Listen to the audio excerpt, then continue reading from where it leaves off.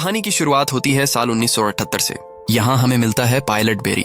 एक फ्लाइट में मजाक करने के लिए वह ऑटो पायलट बंद कर देता है और प्लेन को हिलाने लगता है।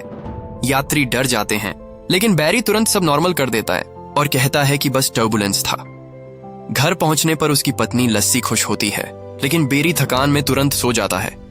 एक दिन बेरी बार में बैठा होता है, तभी उससे मिलता है मोंटी, जो CIA का एजेंट होता है। उसे पता चलता है कि बेरी चोरी छिपे सिगार की तस्करी करता है। बेरी की उड़ान की स्किल देखकर मोंटी उसे गुप्त मिशन का ऑफर देता है। उसे एक तेज जेट दिखाया जाता है और बताया जाता है कि उसे सेंट्रल अमेरिका में सोवियत समर्थित लोगों पर नजर रखनी होगी। ये सब राज उसे अपनी पत्नी से भी छुपाना होगा। पहले बेरी सोचता है कि ये सही नहीं है, लेकिन फिर मान जाता है। टेस्ट फ्लाइट के दौरान उसे फिर से उड़ान का असली मजा मिलता है। घर आकर वह लस्सी को कहता है कि अब उसने एयरलाइन की नौकरी छोड़ दी है और इंडिपेंडेंट एविएशन कंसल्टेंट्स नाम की प्राइवेट कंपनी ज्वाइन कर ली है। लस्सी को शक होता है और दोनों में बहस हो जाती है। आखिरकार बेरी अपनी पुरानी नौकरी छोड़ देता है और CIA के लिए मिशन करने लगता है। उस समय कोल्ड वॉर चल रही होती है और CIA को सेंट्रल अमेरिका में सोवियत गतिविधियों की तस्वीरें चाहिए होती हैं। ये काम अब बेरी के हाथ में आता है। बेरी अब CIA का प्लेन उड़ाकर अलग अलग देशों के ऊपर से गुजरता है। उसे बहुत नीचे तक जाना पड़ता है ताकि साफ और डिटेल तस्वीरें खींच सके। कई बार विद्रोही उस पर गोलियां भी चला देते हैं, लेकिन बेरी इतना अच्छा पायलट होता है कि हर बार सही सलामत बच निकलता है। यह काम बहुत खतरनाक होता है, लेकिन बेरी को इसमें मजा आने लगता है। उसकी खींची हुई तस्वीरें इतनी बढ़िया होती हैं कि मोंटी को ऑफिस में हर समय तारीफ मिलती रहती है। एक दिन तो गोली उसके जहाज को भी लग जाती है और वह लगभग क्रैश हो जाता है, लेकिन बेरी तुरंत कंट्रोल बदलकर जहाज को सुरक्षित उतार देता है। इस नई नौकरी की वजह से अब वह घर पर भी ज्यादा समय बिता पाता है और लस्सी के साथ खुशहाल जिंदगी जीने लगता है। धीरे धीरे उनके बच्चे भी हो जाते हैं, लेकिन एक बात बेरी अपनी फैमिली से छुपाए रखता है। वह हर बार घर लौटकर पुरानी एयरलाइन की यूनिफॉर्म पहनता है ताकि लस्सी को शक न हो। समस्या यह थी कि CIA उसे ठीक से पैसा नहीं दे रही थी। मोंटी हर बार उसकी तारीफ करता, लेकिन जब बेरी पैसे की बात करता तो कहता, थोड़ा और इंतजार करो। कुछ समय बाद बेरी को एक नया मिशन मिलता है, जिसे वह नाम देता है बैगमैन मिशन। इस बार उसे पनामा जाकर कर्नल नोरिएगा से पैकेज का लेन देन करना होता है, जो CIA को जानकारी बेचता है। इसी दौरान एक दिन बेरी को अपना प्लेन भरने के लिए कोलंबिया में उतरना पड़ता है। तभी कुछ लोग उसे घेर लेते हैं और गाड़ी में बिठाकर एक जगह ले जाते हैं। वहां बेरी की मुलाकात होती है मशहूर ड्रग लीडर पाब्लो एस्कोबार से। पाब्लो जान चुका होता है कि बेरी असली बिजनेसमैन नहीं है। वह बेरी को अपनी प्लांटेशन दिखाता है और उसे एक ऑफर देता है। अगर बेरी उनके लिए अवैध पाउडर की तस्करी करेगा तो उसे ढेर सारा पैसा मिलेगा। बेरी को यह ऑफर दिलचस्प लगता है, लेकिन तभी उसकी नजर पेड़ों में फंसे एक क्रैश हुए प्लेन पर पड़ती है। दूसरी तरफ पता चलता है कि पाब्लो की प्लांटेशन की रनवे बहुत छोटी है। इसी वजह से कई पायलट मर चुके हैं। जब बेरी रनवे बड़ा करने की बात करता है तो पाब्लो मना कर देता है। वो कहता है, अगर तुझसे नहीं होगा तो जा सकता है। यह बात बेरी को अपनी उड़ान कला पर ताना लगती है और वह उसी रनवे पर काम करने के लिए मान जाता है। अब पाब्लो चाहता है कि बेरी सामान मियामी तक ले जाए, लेकिन बेरी को यह बेहद खतरनाक लगता है, इसलिए वह नया आइडिया देता है। सामान को सीधे लुइयाना में ऊपर से गिरा दिया जाएगा, वहां उसके आदमी उसे उठा लेंगे। बेरी उन्हें सिखाता है कि पैकेज को कैसे पैक करना है ताकि गिरने पर टूटे नहीं। साथ ही वह उन्हें समझाता है कि ज्यादा सामान डालने से जहाज उड़ ही नहीं पाएगा। जब बेरी उड़ान भरने लगता है तो लोग जबरदस्ती उसके साथ एक गार्ड भेजना चाहते हैं। बेरी मना कर देता है और फिर से वजन का कारण समझाता है। जाते समय उसे एक क्रॉस दिया जाता है सुरक्षा के लिए, जिसे वह अपने जहाज के डैशबोर्ड पर टांग देता है। पाब्लो और उसके आदमी शर्त लगा लेते हैं कि बेरी जिंदा वापस आएगा या नहीं। प्लेन शुरू में भारी होने के कारण पेड़ों के बीच लड़खड़ाता है, लेकिन आखिरकार उड़ान भर लेता है। बेरी चैन की सांस लेकर उस क्रॉस को चूमता है। जब वह अमेरिकी इलाके में पहुंचता है तो उसका प्लेन मिलिट्री राडार पर पकड़ में आ जाता है, लेकिन बेरी पहले से तैयार रहता है और ऑयल प्लेटफॉर्म्स के पास से ऐसे उड़ता है कि उसे कंपनी के हेलीकॉप्टर समझ लिया जाता है। आखिरकार लुइजियाना पहुंचकर बेरी ऑटो पायलट लगाता है, हैच खोलकर पैकेज गिरा देता है और जमीन पर खड़े लोग उसे उठा लेते हैं। बाद में बेरी पाब्लो के साथ जश्न मनाता है। पाब्लो उसे पैसों से भरा बैग देता है और अगले काम की तैयारी करने लगता है। अचानक बेरी जिस घर में होता है वहां फौजी घेराबंदी कर लेते हैं और गोलियां चलाने लगते हैं। बेरी घबरा जाता है, लेकिन पाब्लो और उसके आदमी आराम से कमरे से बाहर निकल जाते हैं। तभी बेरी की नजर ऊपर उड़ते पुलिस हेलीकॉप्टर पर पड़ती है और वह और डर जाता है। वह अपना पैसों से भरा बैग उठाकर भागने की कोशिश करता है, लेकिन हर जगह गोलीबारी चल रही होती है। आखिरकार एक सिपाही उसे पकड़ लेता है और बाकी पाब्लो की गैंग को भी रोक लेते हैं। कुछ दिनों बाद पाब्लो और उसके साथी तो छूट जाते हैं, लेकिन बेरी अब भी जेल में होता है। और उसकी एक दांत भी टूट चुकी होती है। तभी वहां आता है मोंटी। वह बताता है कि पुलिस को अब पता चल चुका है कि बैरी तस्करी करता है और कल ही उसके घर की तलाशी ली जाएगी। बैरी अपने परिवार को मुसीबत में नहीं डालना चाहता और मोंटी से मदद मांगता है। मोंटी तैयार हो जाता है, लेकिन बदले में बैरी को निकारागुआ के विद्रोहियों तक हथियार पहुंचाने का काम करना होगा। मजबूरी में बैरी यह सौदा मान लेता है। जल्द ही बैरी जेल से बाहर आ जाता है, लेकिन तलाशी का आदेश मोंटी रुकवा नहीं पाता।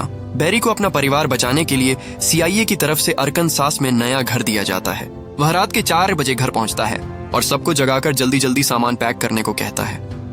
लस्सी हैरान होकर वजह पूछती है, लेकिन बैरी सिर्फ इतना कहता है, मुझ पर भरोसा करो। परिवार जल्दबाजी में घर छोड़ देता है और ठीक उसी वक्त पुलिस तलाशी लेने पहुंचती है।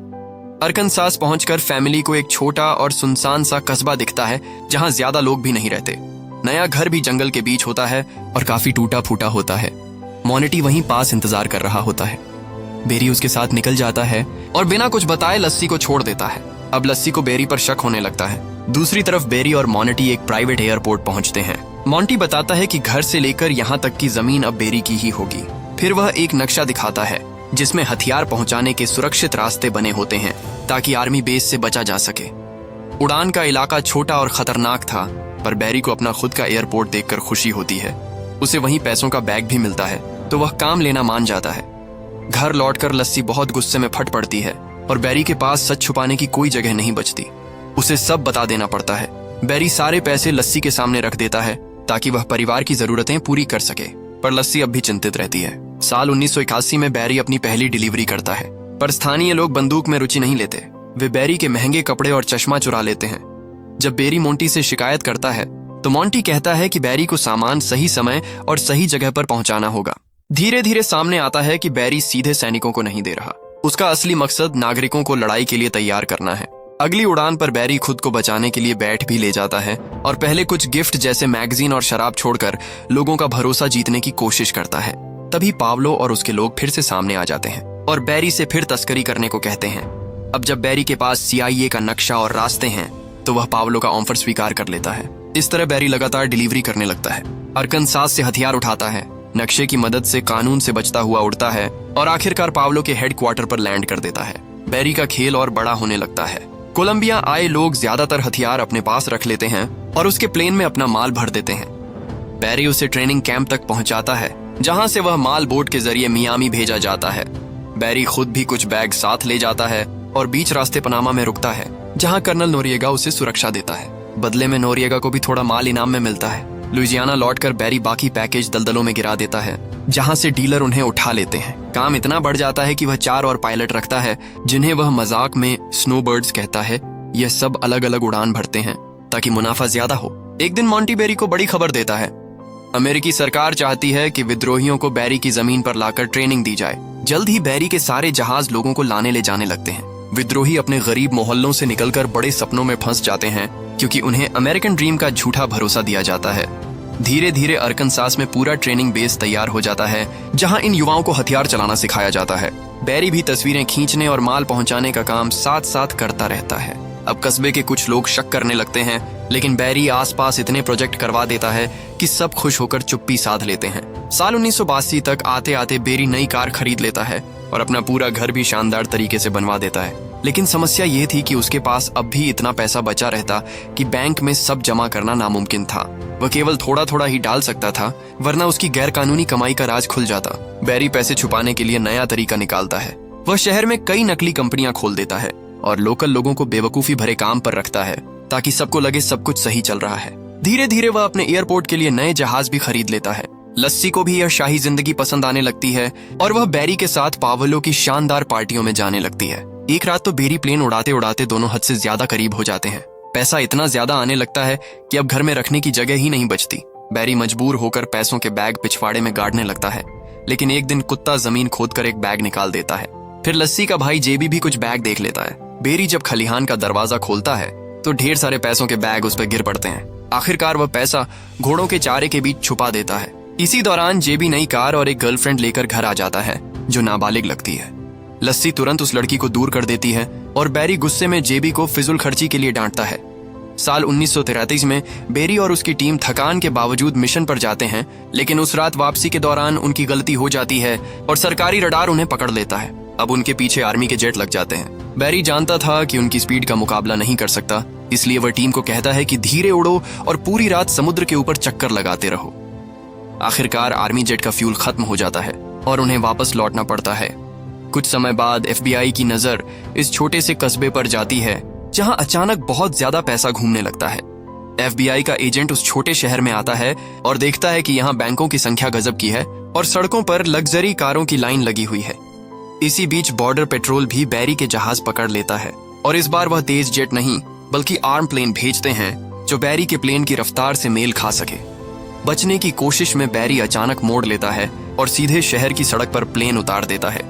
एक कार टकराने से बचने के लिए सड़क से नीचे उतर जाती है और बेरी का जहाज साइन बोर्ड तोड़ता हुआ आगे बढ़ता है, फिर पेड़ों और एक घर के पिछवाड़े में जा टकराता है। लेकिन बेरी बिना सोचे समझे अपना पैसों का बैग उठाता है, वहां के लोगों को कुछ नोट थमाता है और फिर एक बच्चे की साइकिल लेकर फौरन भाग जाता है।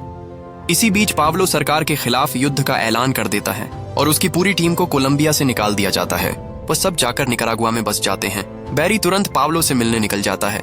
तभी उसका साला जेबी मौका पाकर एक बैग पैसा चुरा लेता है और शहर में पहुंच जाता है। शेरिफ उसे देख लेता है और सड़क पर ही पकड़ने के लिए पीछे पड़ जाता है। FBI एजेंट भी उनके पीछे लग जाता है। लस्सी घबराकर बेरी को फोन करती है, लेकिन वह पाब्लो के साथ नई डील खत्म किए बिना नहीं जा सकता जो पहले से भी ज्यादा खतरनाक थी।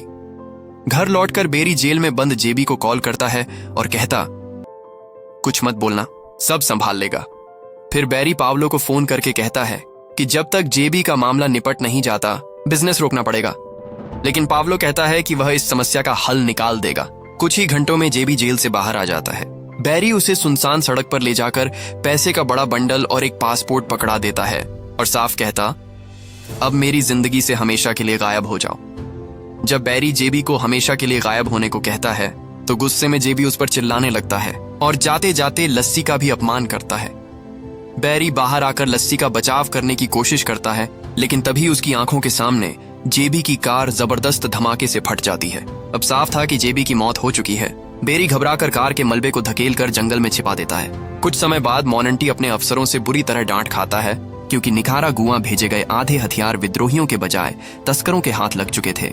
गुस्से में मोनेंटी बेरी से मिलने आता है और पूरा ऑपरेशन बंद कर देता है। सारे विद्रोहियों को वापस भेज दिया जाता है और बेरी को कह दिया जाता है कि अब अगले आदेश का इंतजार करें। लेकिन साफ था कि CIA अब बेरी से छुटकारा चाहती है। ऑफिस लौटते ही मोनेंटी अपने लोगों को हुक्म देता है कि बेरी से जुड़े हर सबूत और फाइल को जला दिया जाए। इधर बेरी अपने स्नोबर्ड्स को कहता है कि तुरंत सामान समेटकर भाग जाओ, लेकिन सब कंफ्यूज रहते हैं कि इतने हथियारों का क्या किया जाए। उसी रात अचानक FBI से लेकर फेडरल पुलिस तक कई एजेंसियां बेरी के एयरपोर्ट को घेर लेती हैं। बेरी गिरफ्तार हो जाता है और एक फोन कॉल का हक मांगता है, लेकिन जब वह पाब्लो को कॉल करता है तो पता चलता है नंबर ही गायब है। कई अधिकारी बेरी को घेरे खड़े रहते हैं और उसे प्रोसिक्यूटर के सामने ले जाया जाता है। तभी गवर्नर का फोन आता है और सबकी आंखों के सामने प्रोसिक्यूटर घोषणा करता है कि बेरी को तुरंत रिहा कर दिया जाए। ये सुनकर सब हैरान रह जाते हैं। बाहर निकलते ही कुछ सूट पहने लोग बेरी को उठाकर सीधे व्हाइट हाउस ले जाते हैं। वहां बेरी की मीटिंग होती है मिलिट्री और सरकार के बड़े बड़े अफसरों के साथ। वह सब पाब्लो को पकड़ने और लैटिन अमेरिका को ड्रग तस्करी का गढ़ साबित करने के लिए बेकरार रहते हैं। इसलिए वह चाहते हैं कि बेरी पाब्लो के लिए स्मगलिंग जारी रखें, लेकिन इस बार CIA के लिए डबल एजेंट बनकर सबूत इकट्ठा करें। बेरी बिना देर किए यह काम मान लेता है। 1984 में जब सरकार बेरी को नया प्लेन देती है और बताती है कि उसमें छुपे हुए कैमरे कहां लगे हैं, अब बेरी का काम बस तस्करी करते हुए तस्वीरें लेना था। बेरी को लगता है कि कैमरे बहुत ही साफ दिखाई दे रहे हैं और पकड़े जाने का डर है, लेकिन अब पीछे हटने का मतलब सीधा जेल था। दूसरी तरफ बेरी अपने एक स्नोबर्ड साथी के साथ नया प्लेन उड़ाकर तूफान के बीच से निकलते हुए निकारागुआ पहुंचता है। जैसे ही वह लैंड करते हैं, गुस्साए सैनिक उन्हें घेर लेते हैं और घुटनों के बल बैठा देते हैं। तभी पाब्लो का असिस्टेंट आता है और आदेश देता है कि इन दोनों ग्रिंगोस को गोली मार दो, लेकिन तुरंत हंसने लगता है। ये सब एक मजाक था। बेरी बाद में पाब्लो से मिलता है। माहौल पहले थोड़ा तनावपूर्ण होता है, लेकिन बेरी उसे समझा लेता है कि वह अब भी उसका दोस्त है। इस तरह डिलीवरी भी पूरी हो जाती है और साथ ही सरकार के लिए जरूरी तस्वीरें भी मिल जाती हैं। कुछ समय बाद सरकार टीवी पर ऐलान करती है कि उन्होंने तस्करों पर जीत हासिल कर ली है। सबूत के तौर पर बेरी द्वारा ली गई तस्वीरें स्क्रीन पर दिखा दी जाती हैं, लेकिन बड़ी गलती ये होती है कि उनमें बेरी का चेहरा धुंधला नहीं किया गया। ये देखकर लस्सी गुस्से से पागल हो जाती है। उसी वक्त पावलो और उसकी टीम को भी बैरी की गद्दारी का पता चल जाता है। बैरी तुरंत सरकारी अफसर को कॉल करता है और मदद मांगता है। अफसर माफी मांगते हुए कहता है कि तस्वीरें गलती से पब्लिश हो गईं, लेकिन साथ ही साफ कर देता है कि बैरी को शुरू से ही इस काम के रिस्क का पता था। उस रात बैरी अपने परिवार के साथ आखिरी डिनर करता है और लस्सी से कहता है कि अपने सारे महंगे गहने पहन लो ताकि जब फेडरल एजेंट्स घर पर छापा मारे तो वह सब कुछ ले ना सकें। जल्द ही एजेंट्स आकर घर से सारा पैसा और कीमती सामान उठाने लगते हैं। बैरी लस्सी को समझाता है कि वह बच्चों के साथ उसके बिना निकल जाए ताकि सुरक्षित रह सके। पहले तो लस्सी इनकार करती है और गहने उतारने लगती है, लेकिन बैरी उसे शांत कराता है और बताता है कि वह जेल में रहेगा। आखिरकार लुसी मान जाती है और बच्चों को लेकर अपने शहर लौट जाती है। आखिर में बैरी पर केस चलता है। प्रोसिक्यूटर पूरी कोशिश करता है उसे बर्बाद करने की, लेकिन जज बस उसे 1000 घंटे की कम्युनिटी सर्विस की सजा सुनाता है। बैरी बस चलते चलते चला जाता है, जबकि प्रोसिक्यूटर विरोध करता रहता है। अब उसे पता है कि पावलो उसके पीछे आ रहा है, इसलिए बैरी हर रात अलग अलग मोटल में सोता है। इस दौरान वह अपने पूरे सफर की कहानी रिकॉर्ड करता रहता है। हर बार जब वह कार स्टार्ट करता है तो आसपास के लोगों से कहता है कि पीछे हट जाए, क्योंकि उसे डर होता है कि कार फट सकती है। शाम को उसे सल्वेशन आर्मी हाउस जाना पड़ता है अपनी कम्युनिटी सर्विस पूरी करने के लिए। एक रात जब बैरी अपनी कार पार्क करता है, तभी कुछ रहस्यमय लोग उसे घेर लेते हैं और उसके सिर में गोली मार देते हैं। सुबह पुलिस उसकी लाश पाती है, लेकिन FBI मामले की जांच अपने हाथ में ले लेता है ताकि सब कुछ कवर हो जाए। स्नोबर्ड्स में से एक गिरफ्तार होता है, लेकिन बाद में अल्बामा में एक ग्रामीण पादरी बन जाता है। बाकी स्नोबर्ड्स का पता नहीं चलता। मोंटी को प्रमोशन मिल जाता है। जब वह अपने बॉस को सलाह देता है कि ईरानियों से लैटिन अमेरिका को हथियार दिलाए जाए, CIA अभी बैरी के प्लेन का इस्तेमाल विद्रोहियों को हथियार पहुंचाने में करता है, लेकिन वजन संभालने में नाकाम रहता है और ऑपरेशन बंद कर दिया जाता है। लस्सी अब फास्ट फूड रेस्टोरेंट में काम करती है, लेकिन उसके पास अभी भी कुछ महंगे गहने बचे हैं। यह पूरी कहानी सच्ची घटना पर आधारित है और इसी घटना ने ईरान कंड्रा स्कैंडल को जन्म दिया। असली बैरी को 19 फरवरी 1986 को 46 साल की उम्र में कार में गोली मार दी गई।